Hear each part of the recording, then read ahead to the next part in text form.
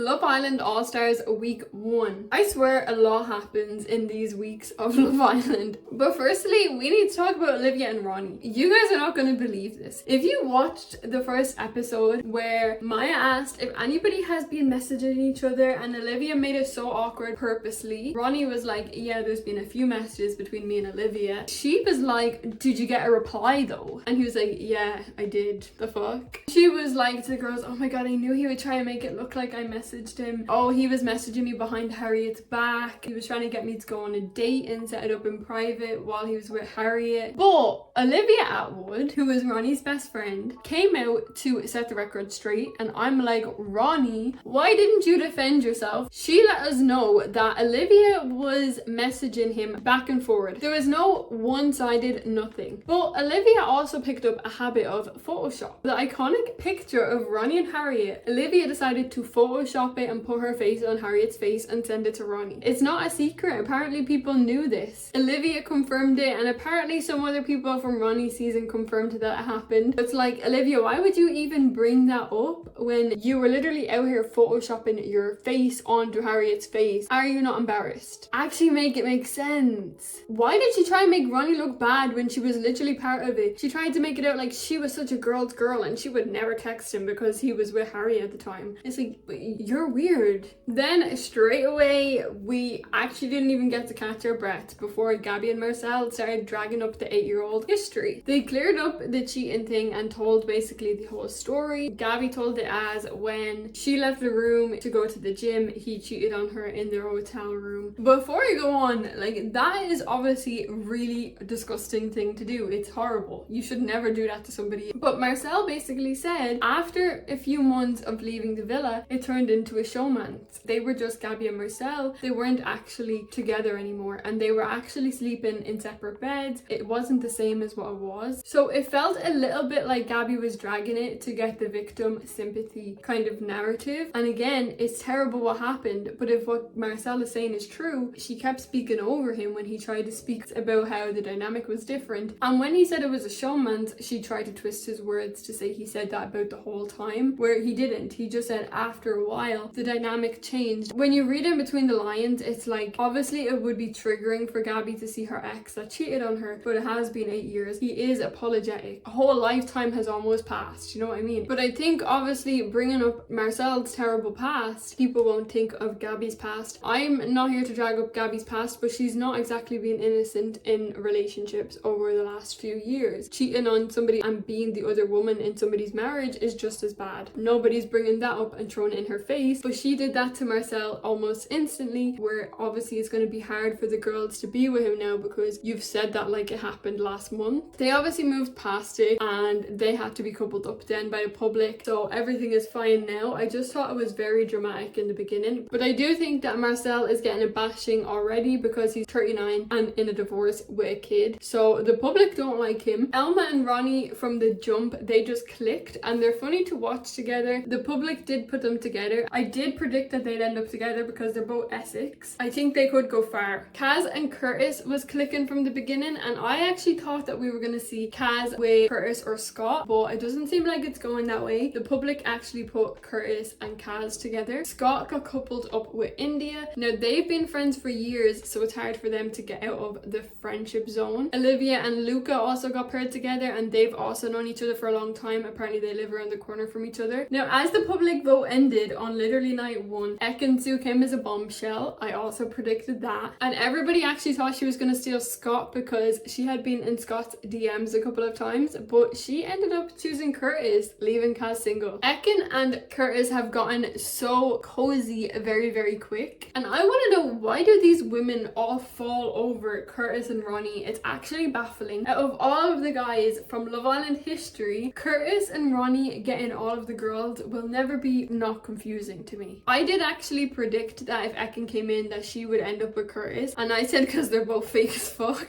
Maybe she'll get with Curtis. They're both very fake. I don't know.